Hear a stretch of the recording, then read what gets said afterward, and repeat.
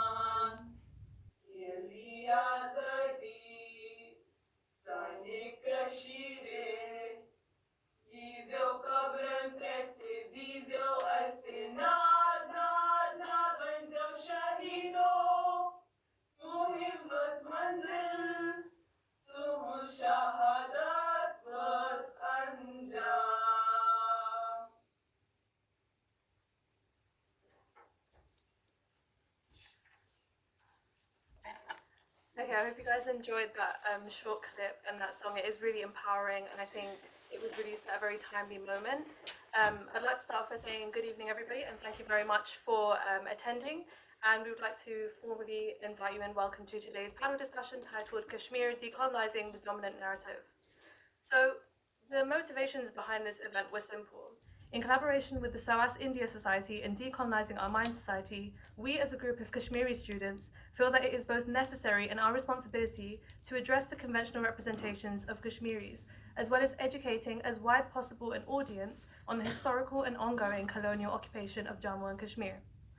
Monday, the 5th of August 2019, marked the day in which Jammu and Kashmir's semi-autonomous status was revoked with the abrogation of Article 370 of the Indian Constitution. With this accompanied an informations and communications blackout, which turned Kashmir into an open-air prison. As we now approach the 207th day of lockdown, the economic, social, political, and human rights situation and impact of the blockade to this day remains unknown. The Indian government has claimed that normalcy has been restored in Kashmir and has deployed a range of problematic arguments to desensitize the international to one of the largest military occupations in the world. But Kashmiri voices will not be silenced. Kashmiris will continue to resist and to exercise their agency for the right to self-determination, even in times of brutality, enhanced occupation, and complete disconnection. This is not just 207 days. This is decades of occupation, dehumanization, and violence in the making. You may take away our internet, but you will never silence our voices. We hope that today we can foster a productive and constructive space for discussion in which Kashmiris themselves can speak. We would like to challenge the idea that liberals on either side of the border should speak for Kashmiris, as this too constitutes a hierarchical relationship with very familiar power dynamics. We do not wish to engage with those who claim to represent us, yet are complicit in furthering the occupation and brutalization of Kashmiris. As such, today we have arranged a predominantly Kashmiri panel which will critically analyse annexation and assess its negative impacts, which have plagued Kashmiri agency for self-determination. The discussion will be moderated by Professor Divyesh Anand, who is the head of the School of Social Sciences at the University of Westminster, and the panel will consist of 4 different Kashmiris from a variety of backgrounds, including legal, academic, journalism, and global governance. We urge the panel to discuss how we can challenge the dominant framing of Kashmiris and highlight the gendered experience of the resistance struggle, hence one of the videos that we've just played right now. We would also be keen to hear about the realities of the occupation and how the violence in its vast formats has intensified. And finally, going forward, how we can reimagine solidarity and engage as true allies with the people of Kashmir. We stand in full solidarity with the people of Jammu and Kashmir and will continue to amplify their demands for self-determination and azadi. I'll now pass on to another Kashmiri student who will give a brief overview of her experiences and positionality both approaching this event and to help frame the ongoing discussion.